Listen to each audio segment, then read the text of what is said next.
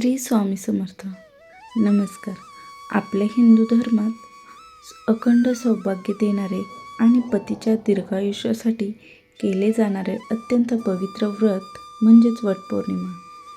यंदा 2026मध्ये ही वटपौर्णिमा अतिशय खास असणार आहे, कारण यंदा एक अतिशय दुर्मिळ संयोग जुळून येत आहे. हा दुर्मिळ संयोग कोणता आहे? सुवासिनी महिला हे व्रत का ठेवतात? वडाच्या झाडाची पूजा केल्याने कोणते लाभ मिळतात? आणि सर्वात महत्त्वाचं म्हणजे या पूजेचे 5 अत्यंत महत्त्वाचे नियम कोणते आहेत, जे चुकल्यास पूजेचे फळ मिळत नाही. आजच्या या विशेष व्हिडिओमध्ये आपण वटपौर्णिमेची संपूर्ण शास्त्रोक्त माहिती आणि पूजाविधी अगदी सोप्या भाषेत जाणून घेणार आहोत.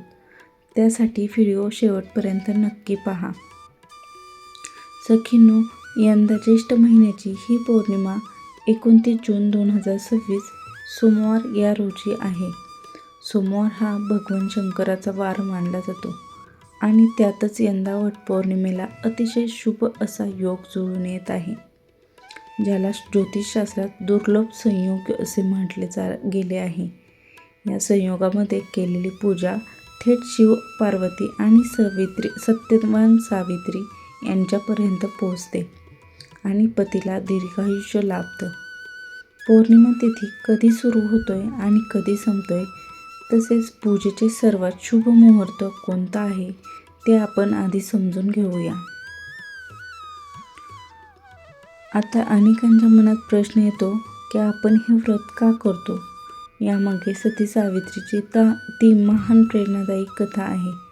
सावित्रीने आपल्या बुद्धीच्या, चातुर्याच्या आणि पतिव्रतेच्या बळावर यमराजाला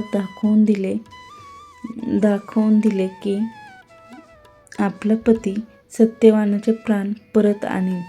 वडाच्या झाडाखालीच सत्यवानाला जीवनदान मिळालं होतं. म्हणूनच या दिवशी वडाच्या झाडाची पूजा केली जाते. वैज्ञानिकदृष्ट्या धार्मिक कारणासोबतच वडाचं झाड हे 24 तास ऑक्सिजन देणारं झाड आहे. निसर्गाप्रती कृतज्ञता व्यक्त करणे आणि पर्यावरणाचे रक्षण करणे हाही यामागील एक मोठा उद्देश आहे.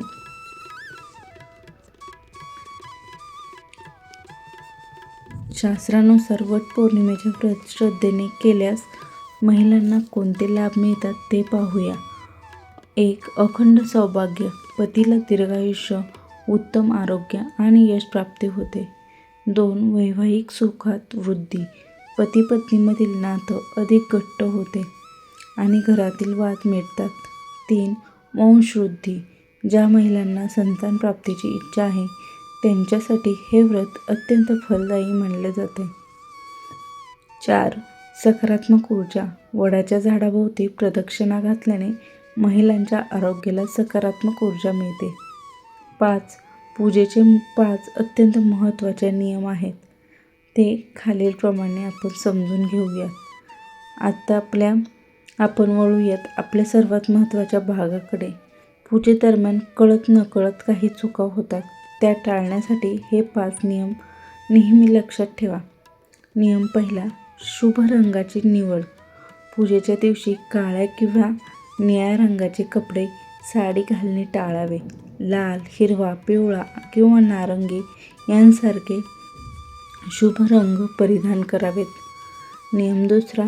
सुवासिक द्रव्यांचा वापर. हळद कुंकू. वडाला सूत गुंडाळताना आणि पूजा करताना हळद कुंकू आवर्जून व्हावे. तसेच पूजेच्या दिवशी स्वतः देखील पूर्ण शृंगार करावा. नियम तिसरा. प्रदक्षिणा घालताना घ्यायची काळजी. वडाच्या झाडाला 7 किंवा 108 वेळा सूत गुंडाळताना मनात आपल्या पतीच्या दीर्घायुष्याची प्रार्थना करावी. मनात कोणताही वाईट विचार आणू नये. नियम चौथा. वाणाचे महत्त्व. पूजेनंतर इतर सुवासिनींना वाण म्हणजेच फळे, सौभाग्यवान देताना आनंदी मनाने द्यावे. त्यामुळे घरात लक्ष्मीचा वास राहतो. नियम 5. झाडाला इजा न करणे. शक्यतो प्रत्यक्ष वडाच्या झाडाची पूजा करावी. जर तुम्ही फांदी आणून पूजा करत असाल तर झाडाला त्रास होणार नाही किंवा फांदी तोडताना झाडाचे नुकसान होणार नाही याची काळजी घ्या. या दुर्मिळ संयोगावर येणारी वटपौर्णिमेला तुम्ही या सर्व नियमांचे पालन करून शास्त्रोक्त पद्धतीने पूजा करा. तुम्ही सर्व सुहासिनींना वटपौर्णिमेच्या आणि अखंड सौभाग्याच्या मनापासून हार्दिक शुभेच्छा.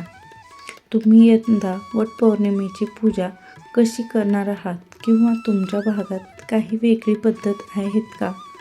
मला खाली कमेंट करून नक्की सांगा. जर हा व्हिडिओ तुम्हाला आवडला असेल आणि माहितीपूर्ण वाटला असेल तर व्हिडिओला नक्की लाईक करा. तुमच्या मैत्रिणींसोबत आणि नातेवाईकांसोबत शेअर करा आणि हो, आपल्या चॅनलला सबस्क्राईब करायला विसरू नका. पुन्हा भेटू अशाच एका धार्मिक आणि माहितीपूर्ण विषयासह. तोपर्यंत नमस्कार. जय हरी. श्री स्वामी समर्थ. धन्यवाद.